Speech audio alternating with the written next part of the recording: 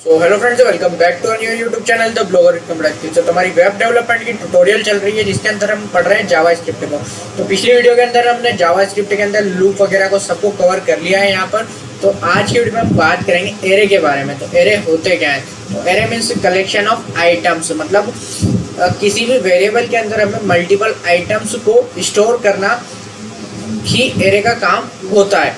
मतलब किसी भी लिस्ट के फॉर्मेट में हम एक सिंगल वेरिएबल के अंदर बहुत सारी वैल्यूज को स्टोर कर सकते हैं। अब आप बोलेंगे कि यार वैल्यू को स्टोर तो हम हमारे वेरिएबल के अंदर भी कर सकते हैं, ठीक है, बट वेरिएबल के अंदर होता क्या है, ये मैं थोड़ा सा पहले डाटा हटा देता हूँ, आपको फिर अच्छे से एक्सप्लेन करता हूँ, ठीक है।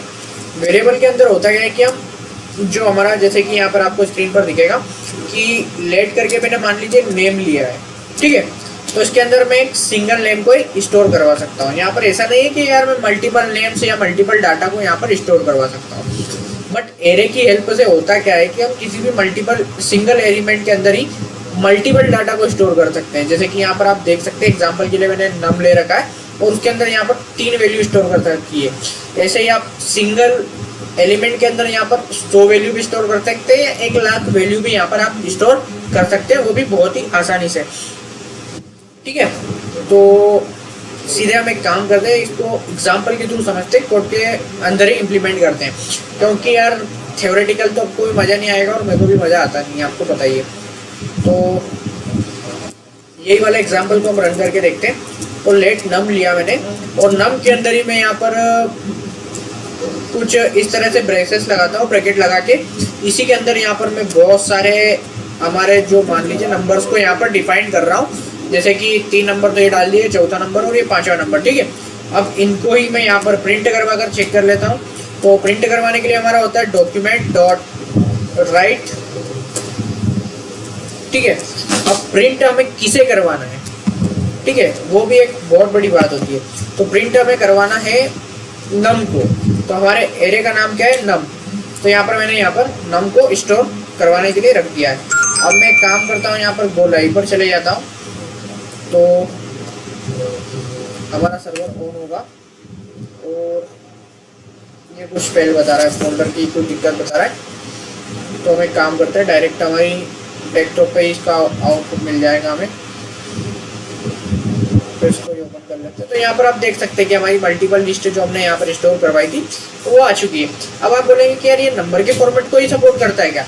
तो ऐसा नहीं है, नंबर के फॉर्मेट को सपोर्ट नहीं करता, ये हमारी स्ट्रिंग को भी सपोर्ट करता है। आप बूलियन डाटा भी डालेंगे तो उसको भी ये यहाँ पर सपोर्ट करेगा। तो वैसे ही मैं नेम नाम से एक और लिस्ट ले लेता हूँ। इसके अंदर आपको कुछ स्ट्रिंग से डाल के दिखाता हूँ। जैसे कि मैंने नाम डाल दिया एक सार्थक, दूसरा नाम यहाँ पर मैं डाल देता हूँ सोनू, तीसरा नाम इसी के अंदर मैं डाल देता हूँ मोनू। बट ध्यान रखना ये ब्रेसेस के अंदर ही रहेगा हमारे, ठीक है, पेरेंथेसिस के अंदर ही आप इसके अंदर स्ट्रिंग को सपोर्ट कर सकते हैं, क्योंकि स्ट्रिंग जो रहती है वो हमारी म्यूटेड रहती है और जो इंटीजर वगैरह जो हमारा डाटा रहता है वो अनम्यूटेड रहता है, जो कि चेंज हो सकता है, ठीक है। तो कुछ इसे भी हम यहाँ पर प्रिंट करवा कर चेक कर लेते हैं पहले। तो डॉक्यूमेंट डॉट राइट, अब हमारा क्या है? नेम। तो नेम नाम से है, तो इसे भी हम यहाँ पर प्रिंट करवा के चेक कर लेते हैं, ठीक है। मेरे हिसाब से आउटपुट यहाँ पर हमारा आने वाला है बहुत ही जल्द, कोई दिक्कत नहीं। हम यहाँ पर इसे रिफ्रेश मारेंगे और हमारा आउटपुट यहाँ पर आप देख सकते हैं, ठीक है। कुछ इस तरह से हमारे एरे को हम यूज़ कर सकते हैं। ये तो हो गया नॉर्मल। अब इसके ऊपर हम कौन कौन से फंक्शंस को अप्लाई कर सकते हैं। तो मान लीजिए आपको यहाँ पर इसकी लेंथ पता करना है, तो आप इसकी लेंथ भी पता कर सकते हैं। तो यहाँ डॉट लगाएंगे और यहाँ पर लिखेंगे लेंथ। एक काम करता हूँ, मैं ऊपर वाले पे सपोर्ट करता हूँ, ठीक है। अभी नीचे वाला हम हटा देते हैं, हमारा इसका कोई काम नहीं है। जो भी ऑपरेशन है हमारे जो नम वाला है उसी के ऊपर यहाँ पर परफॉर्म करने वाले हैं। तो नम डॉट, यहाँ पर आप देख सकते हैं इतने कुछ आप यूज़ कर सकते हैं इसके ऊपर एक्सपेरिमेंट। तो मैं यहाँ पर लेंथ लिखता हूँ। जैसे ही लेंथ लिखता हूँ यहाँ पर हमारे एरे का जो साइज़ है हमें वो यहाँ पर दिख जाएगा। तो हमारे एरे का साइज़ है 5। तो हम देख सकते हैं 5 वैल्यू हमारे एरे के अंदर यहाँ पर स्टोर है, जो कि आपको दिख रही है।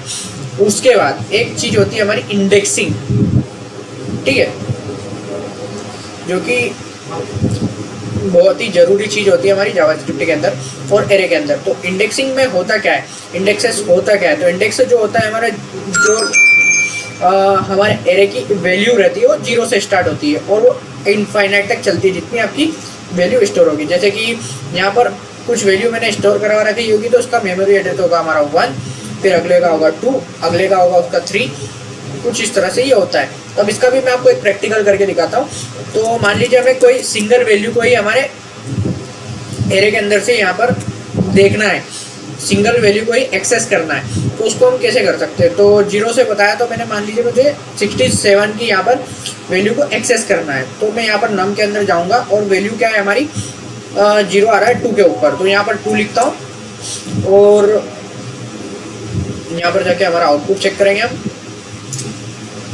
तो यहाँ पर देख सकते हैं जैसे इंडेक्स की वैल्यू 2 डाली 67 आ गया। अब मैं आपको इंडेक्स की वैल्यू एक काम करता हूँ 4 डालता हूँ, तो 8 वैल्यू हमारी आनी चाहिए। तो यहाँ पर हम देख सकते हो तो 8 भी आ गई है, ठीक है। अब वैसे ही मान लीजिए मैं कोई अलग से इंडेक्स की वैल्यू डाल देता हूँ 10, तो हमारा आउटपुट क्या आएगा, तो आउटपुट आएगा अनडिफाइंड, क्योंकि हमारे एरे के अंदर वो वैल्यू है ही नहीं, इसलिए हमारा अनडिफाइंड यहाँ पर आ रहा है, ठीक है। तो आज की वीडियो में कुछ इतना ही रखते हैं हम एरे के अंदर। अगली वीडियो में मिलेंगे तो लूप के बारे में पढ़ेंगे एरे के अंदर, और भी बहुत सारी चीज़ों को हम यहाँ पर देखेंगे। तो वीडियो पसंद आई हो तो लाइक कीजिए, कमेंट कीजिए एंड शेयर जरूर कीजिएगा। तो चलिए मिलते हैं हमारी अगली वीडियो में।